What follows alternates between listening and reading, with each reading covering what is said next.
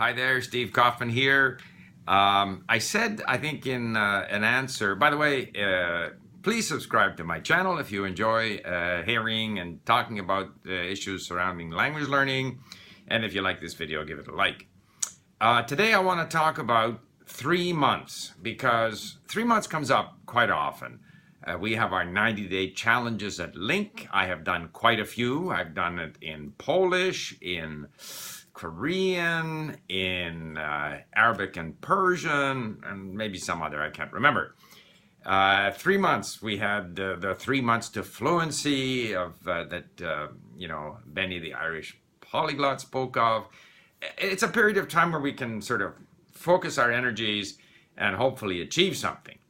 So I want to talk a bit about that. I had said that I was going to talk about learning, more than one language at the same time, or that I was going to talk about, getting to speaking. And both of those things I want to talk about, but I want to talk about them next Thursday, and I want to have a live streaming session, such as we used to have. So that means that we'll go on for 45 minutes or however long.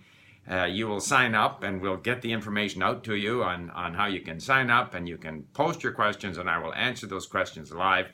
And I want to focus it on the idea of sort of learning and maintaining several languages and the issue of getting to speaking. And we can talk about those things at that live streaming event.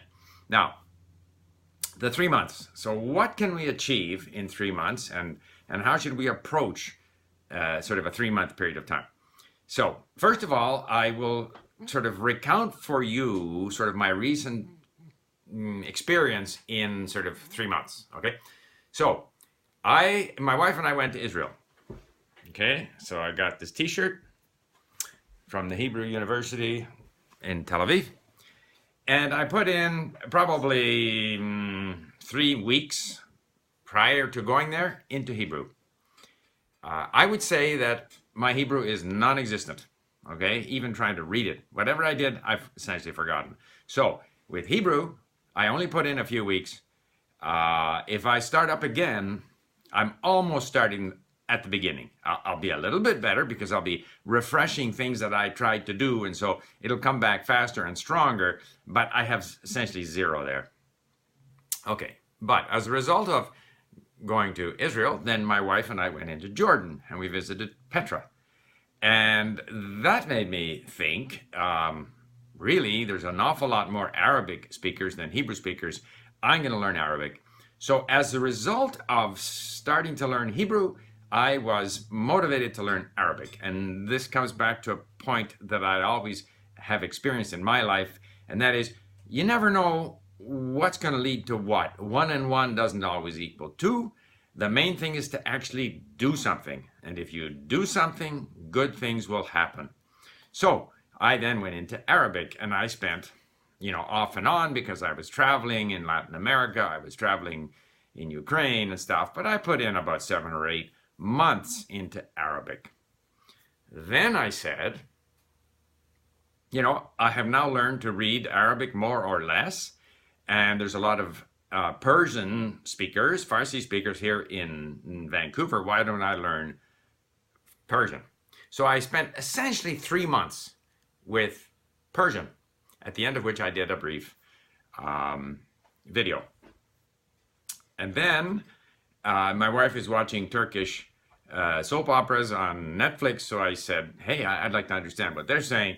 So I got into Turkish, and I've now spent about 2 months on Turkish. So here's my feeling about 3 months. 3 months is a good period, especially if you are starting a new language. Now, anyone that is starting a new language or has studied other languages is already by definition an enjoyment learner, okay? That's different from a person who needs English for their job.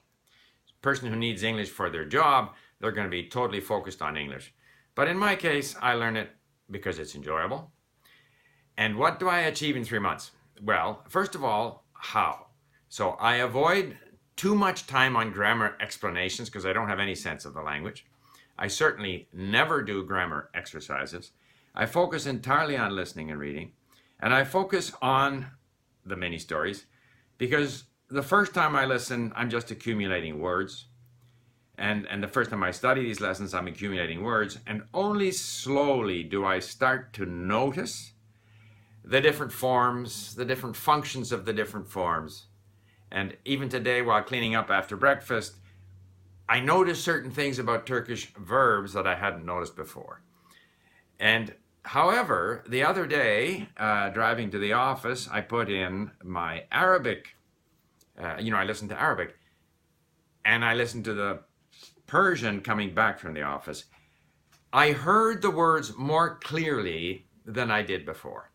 In other words, spending time with Turkish has increased my ability to clearly hear these other languages. And I've always found that studying new languages was kind of like an exercise for the brain, which improves your ability to hear other languages.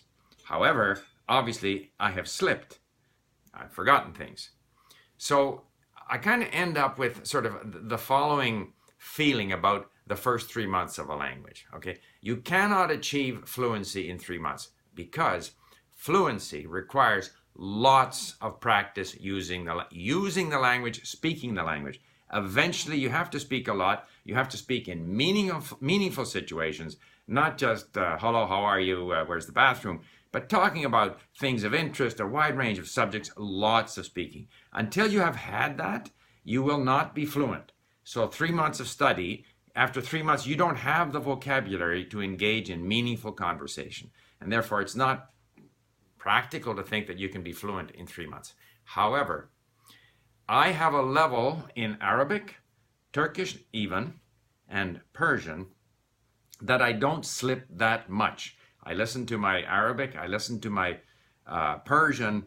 I'm aware of certain structures in the language. I'm aware of vocabulary there. I've slipped some. When I go back to doing those languages, go back to some of the same content, some of the same many stories, refresh what's in my brain, I get right back to where I was and go forward.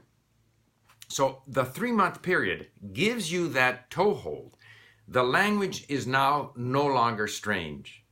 You have a certain amount of vocabulary, some of which you'll forget, but which you can quickly relearn. The culture and the people are no longer strange. Even if I watch people speak Arabic and Farsi and Turkish and I don't understand what they're saying, I have a sense of who they are. I have a sense of that culture. So I have this ability now, by having my sort of Arabic was 8 months, but 3 months on Persian, 2 months on Turkish, I've discovered this whole new world. So the goal of the first 3 months is not to achieve fluency, because look, even when, for example, as a Spanish speaker, I learned Portuguese. I put in more than 3 months. And this was before we had Portuguese at Link, so I was using living language and stuff like that. But still, went to Portugal, I was dead. Like, people just switched back to English. They didn't have patience for me. I had to put in more time. Then I went to Portugal, and then slowly I started getting enough interaction with people to where I can, even today, I don't really call myself tremendously fluent in Portuguese because I mix in so much Spanish or Italian or whatever. So 3 months is a key period to, first of all, get that sense that you can learn the language, get some sense of achievement, some sense of familiarity with the language. Don't worry about how correctly you use the language. It won't matter until you've had, come across these same words and phrases in different situations, and you start to notice the function of different words. And then you can, of course, look up grammar when you're curious. And I do that. Like just today, I Google, noun cases in Turkish, or verbs in Turkish, or suffixes in Turkish. So you can always refer to these sources and maybe refer to several different sources. And then you go back to your reading and listening and you start noticing different things. But fluency is not the goal. The goal is to say, okay, I now have a toehold in this language. I have a better understanding of the culture. It's something that I have with me that I can always go back to whenever I want. And that's what we want to achieve with that first 3-month period. So I have a number of these now on the back burner, Greek, Romanian. I don't have enough time, obviously, to bring them all up to the level that I'd like to be at. but whatever I have put into those is well worth it, was time well invested. And so that's basically all you can expect to do in your first 3 months with a language. Thank you. And remember, next Thursday we have a live streaming session, and I look forward to seeing you there. And we will be providing information on how you can participate. Bye for now.